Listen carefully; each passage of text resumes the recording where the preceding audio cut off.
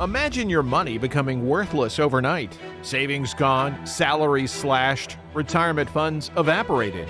That's the dire situation facing millions in Argentina. Argentina once ranked among the world's richest nations, but after decades of financial mismanagement, its economy now lies in shambles. Skyrocketing inflation has pulverized incomes and devoured savings. The peso currency is practically worthless. Argentina has defaulted on its massive debts again and again. Let's find out, how did a country so prosperous 100 years ago end up in such an economic catastrophe? But before we continue, we would like you guys to subscribe to the channel. Like this video and hit the notification bell icon so you don't miss out on any amazing and entertaining content. Argentina's economic troubles trace back nearly a century to misguided policies that undermined free market principles.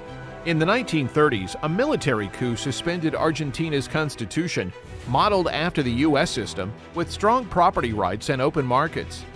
This created an unstable environment hostile to business and foreign investment.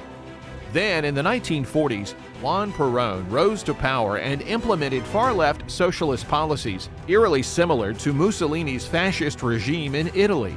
Perón nationalized industries, seized private assets, and asserted overwhelming state control over the economy. Initially, Perón's Robin Hood-esque policies proved popular with lower-income groups. But in the long run, these policies led to rampant corruption, skyrocketing inflation, capital flight, and recurring financial crises that still plague Argentina today. Since Perón, Argentina has lurched from crisis to crisis, relying on unsustainable debt and money-printing binges that provide temporary relief only to inevitably come crashing down. This short-term thinking came at the expense of enacting tough but necessary reforms. Argentina has defaulted on its debt a staggering 9 times throughout its history. That's like declaring bankruptcy nearly once a decade. And each default further diminishes investor confidence in the country. At its core, Argentina's economic issues stem from a failure to maintain free market principles and policy continuity across administrations. The economy whipsaws back and forth between market-oriented and populist socialist policies. This volatility and uncertainty has severely hampered long-term stability and growth. One of the most destructive consequences of Argentina's erratic policies is sky-high inflation that continues to ravage the economy. It has soared from around 25% to over 100% annually in just a few years. Prices are doubling every year, pulverizing the purchasing power of Argentines. This isn't even close to Argentina's worst inflationary episode. Back in the late 1980s, inflation exceeded 3,000%. That's 30 times as high as it is now. Prices were spiraling out of control so rapidly that the currency essentially became worthless. Imagine if prices in your country doubled every month rather than every year. It would decimate savings and make it nearly impossible to budget or plan financially. What are the root causes of Argentina's persistent inflation epidemic? Primarily, reckless government spending far beyond revenues has led to unrestrained money printing to fill deficits. With too much money supply chasing too few goods, inflation is the natural result. Argentina's leaders have repeatedly tried to implement short-sighted policies like price controls and currency pegs. But these tools don't address the root cause: runaway government spending. It's like putting a Band-Aid on a gaping wound. Until Argentina implements major fiscal reforms to rein in deficits and stop the money-printing presses, inflation will likely continue ravaging the economy indefinitely. To sustain its bloated government spending without taxing the populace, Argentina has relied increasingly on foreign debt. This mountain of debt has become completely unmanageable. Argentina has frequently turned to the IMF over the decades as a lender of last resort, receiving by far the largest bailout packages in IMF history. As of March 2022, Argentina owed the IMF around $44 billion. And that's just the tip of the debt iceberg. Argentina owes another $150 billion plus to private creditors and foreign governments. This crushing debt load now exceeds 100% of Argentina's annual GDP. Imagine if you owned over $100,000 in credit card debt on an income of only $50,000 per year. That's the dire situation Argentina faces. With such an enormous debt burden relative to the size of its economy, Argentina has no choice but to devote more and more resources to interest payments rather than productive investments. This debt trap severely restricts economic growth. The weight of this debt has forced Argentina into repeated defaults whenever economic crises strike, 9 times so far.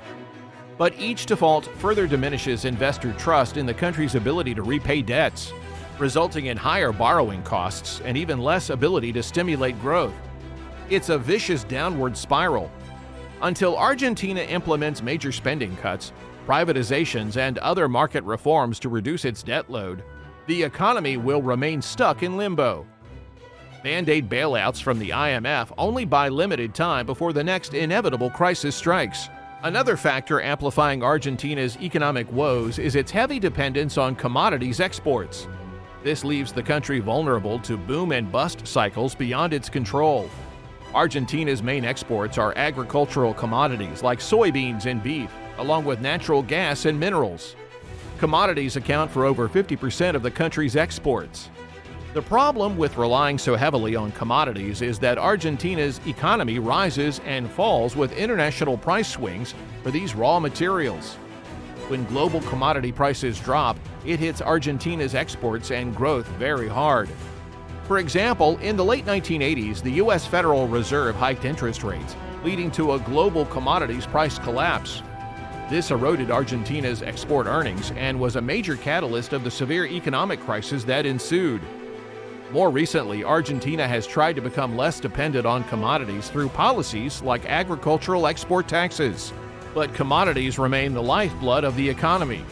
Diversifying exports into more value-added manufactured goods and services would reduce Argentina's vulnerability to external commodity price shocks beyond its control. But achieving this diversification has proven difficult. Until Argentina can expand beyond its narrow commodities focus, the economy will remain hostage to volatile boom and bust cycles tied to international commodity markets. This undermines stability and the ability to plan for the long term. At the core of Argentina's recurring crises is a century-long history of misguided, short-sighted government policies that undermine market principles. Populist leaders have frequently implemented socialist policies like price controls, nationalization of industries, welfare subsidies, and so on. While these policies provide temporary relief or political gain, in the long run they are enormously destructive. Artificially holding down prices on things like utilities through subsidies might help consumers initially, but it also drains government budgets and reduces incentives for investment in maintaining and expanding production capacity. Imposing price controls can provide temporary relief from inflation, but absent reforms to reduce deficits, inflation inevitably comes roaring back once controls are lifted. Nationalizing industries might sound appealing to get rich, greedy capitalists under control, but it cuts off capital investment, breeds inefficiency and corruption, and ultimately hurts workers and consumers. Until Argentina enacts serious free market reforms and maintains policy continuity across administrations, it will keep repeating this destructive cycle while living standards stagnate. The country needs policies that encourage entrepreneurship, innovation, foreign investment, and competition, rather than demonizing these forces. A 180-degree shift toward open and free markets is required to get Argentina's economy back on track. Many of Argentina's recent economic policy missteps occurred under the Kirchner administration. Their populist policies accelerated the country's downward spiral. Nestor Kirchner was president from 2003 to 2007, followed by his wife Cristina Fernandez de Kirchner from 2007 to 2015. Together, the Kirchners dominated political leadership for over a decade. The Kirchners imposed stringent currency controls, sweeping price controls, manipulated economic data, nationalized pension funds, doled out generous subsidies, and enacted other heavy-handed interventions that distorted the economy. They blamed the IMF, Wall Street, and foreign investors for the country's problems. But in reality, the Kirchner's policies exacerbated the crises. Their administration was also plagued by widespread corruption. In an effort to curry favor with voters, the Kirchners enacted short-sighted policies that provided temporary relief while sacrificing long-term stability. This approach was successful politically, but terrible economically. It wasn't until the election of pro-market President Mauricio Macri in 2015 that Argentina finally began walking back the Kirchner's disastrous policies with serious market reforms. But just a few years later, Argentina regrettably reverted back to electing populist leaders. However, the surprising rise of libertarian economist Javier Milei has shaken up Argentina's political landscape ahead of the presidential election on October 22nd. Milei, an eccentric right-wing populist, has galvanized support among Argentines fed up with the ruling Peronist establishment. His anti-state free market views make him an ideological outlier in a country long accustomed to populist and protectionist policies. With the stunning third-place finish by Milei's Libertarian Party in August's primary election, he's now well-positioned to play kingmaker in the upcoming vote. Even if he doesn't win the presidency himself this time, Milei has emerged as a disruptive force that portends big changes ahead. So who is this fiery, outspoken politician causing shockwaves across Argentina? Milei is a 52-year-old economist who embraces a radical libertarian philosophy he calls anarcho-capitalism. He advocates eliminating Argentina's central bank, fully dollarizing the economy, and dramatically slashing the size and scope of government. His policy proposals include privatizing all state-owned companies, removing nearly all regulations and taxes, allowing unrestricted gun ownership, and even legalizing the sale of human organs in children. To say Milei's ideas are controversial in traditionally socialist Argentina is an understatement. But his extremism plays well with Argentines exasperated after years of economic mismanagement. Milei rails against the ruling caste of politicians who he accuses of ruining Argentina with leftist policies. He displays open contempt for the political establishment in his flamboyant debate style and combative social media presence. With his unique look, 1980s-style eyeglasses, and bold sideburns, Milei cuts a striking populist figure. His fiery persona excites supporters tired of the status quo. But beyond the entertainment value, what changes could Milei bring to Argentina if elected president? First, he would seek to strip the central bank of its ability to print money and determine monetary policy. Milei blames unrestrained money printing for Argentina's chronic inflation. Under his plan, the Argentine peso would be abolished and replaced by the US dollar as legal tender. Prices, taxes, contracts, and all financial matters would be conducted in dollars.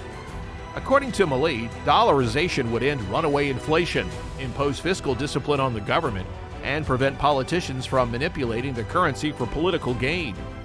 Critics counter that fully giving up monetary sovereignty would leave Argentina unable to respond effectively to economic crises.